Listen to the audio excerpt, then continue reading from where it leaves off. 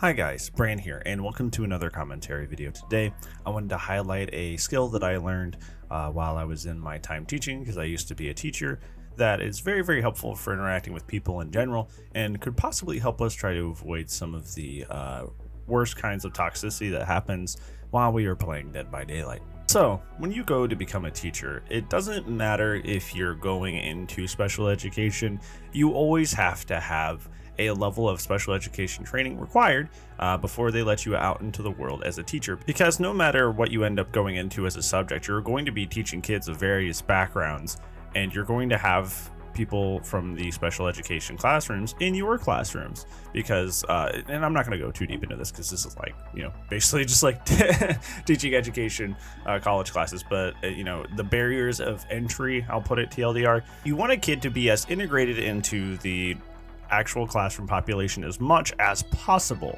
as much as their situation will allow them to.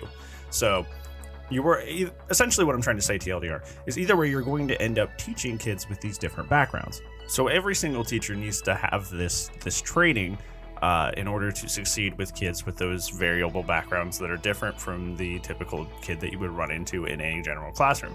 So what comes along with this is this very incredible and poignant idea that is very good to use, which is people first language. I've had kids with many different backgrounds. I've had kids with autism, which is something I'm more familiar with because I grew up with a sibling that had that. I've had kids with Down syndrome. I've had to teach kids with, you name it, ADHD, like all down the line. I've taught most. And even if I wasn't directly teaching them as a teacher, whenever I would substitute teach, I would often substitute teach in the special education classrooms themselves. So I've directly interacted with so many different situations and backgrounds. But if you notice, the language always has been, it's not an autistic kid, because that's defining the kid as just, your primary trait is that you have autism. That is what you are. You are classified as an autistic kid, and that's narrowing them down into this whole of like, this is all that matters and this is all that defines you, which is, in a sense, really dehumanizing. So what you do is instead you say, this kid has autism. This is my sibling with autism, because it's something that is an aspect of them that does affect their life, but it is not the only defining trait about them, and it humanizes them to a great deal, because and that's especially important, especially in the special education regards, because special education and treatment of people with different mental backgrounds has been like not very good in the past 100 years, and we're still improving day by day, but it used to be really awful. So trying not to define people by their backgrounds is very important, and I think that can help us a lot in Dead by Daylight, because I feel like a lot of the situations we get into, especially when it comes to like after chat breakdowns and like saying, like, if you stream, you'll say something mean on stream, and they come to stream and they get mad about it. And I think where that comes down to is, if we had used people first language, things would have been different. I think this happens a lot when I'm playing Killer, and obviously, my least favorite perk in the game is Dead Hard, and I'll swing at someone. I'll like bait the swing, and I'll still swing, and I'll still miss because of Dead Hard. They were slightly patient with the Dead Hard, so I still have this chase extended by 15 seconds, even though I played correctly. And it's just frustrating.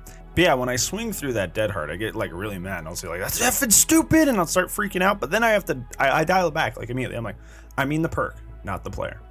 I mean the perk, not the player. I mean that play, not the player. No offense to them, not the person behind it, but the situation that was created by that perk. Because like, and we've talked about this before, but like, that survivor has no control over the meta of Dead by Daylight. They just don't. they can't fix anything. They can't change anything. So I don't know. Like, what are they supposed to do about it, right? So I always double back and I try to clarify, hey, I'm talking about the situation. I'm not talking about the player. And I feel like so many DBD players don't think about that, and they're just like, no, I'm just blowing off steam, this is fine. Like, I can just say whatever I want about this person, make it all about the person, and there's like that's fine for some reason. Like we can just totally rip this person a new one because of the perks they use in a video game, and that's 100% okay. Like if you use Dead Hard DS, that makes you a bad person apparently, and that's just like, that's not how that works. We live in a world where we should be using people first language. That is a person that's using meta perks, right? This is a person that's using annoying playstyles. That does not define them as a person. That does not like negate their worth as a person just because they happen to be using frustrating tactics or frustrating perks. Matter of fact, a lot of people use frustrating tactics and perks just because somebody in their last match, you know, did that to them, and they just want to have a fun time. They just want to actually be able to play the game without being, you know, stomped all over. So even like, it's really important that we focus that like, hey, make this wall here that like, hey, just because you run triple Sonon or just because you run like all meta perks does not make you a bad person. You are a person that is playing a game a certain way, not you are a bad person because of the way you play the video game, right? That's that people first language. I am a player that is using these things or that are frustrating or doing these things that are frustrating. I am not a person defined by those traits. And you got to remember that in the moment before you like you go into that after chat all angry, because like they're just playing the game like the rest of us, right? Like there are some exceptions. There are some people that really do go out there to be as antagonistic as possible, and I think that's more just like the internet than Dead by Daylight necessarily. There's some people that just like, I don't know, we can go into that. Maybe that's a whole other video. There's something psychologically wrong there that like, I don't know, somebody didn't give them enough attention, so now they have to farm salt on the internet for, I don't know. Some people's only personalities is being as antagonistic and terrible as possible, and it's just a weird internet thing. Like I said, that's probably a whole other video.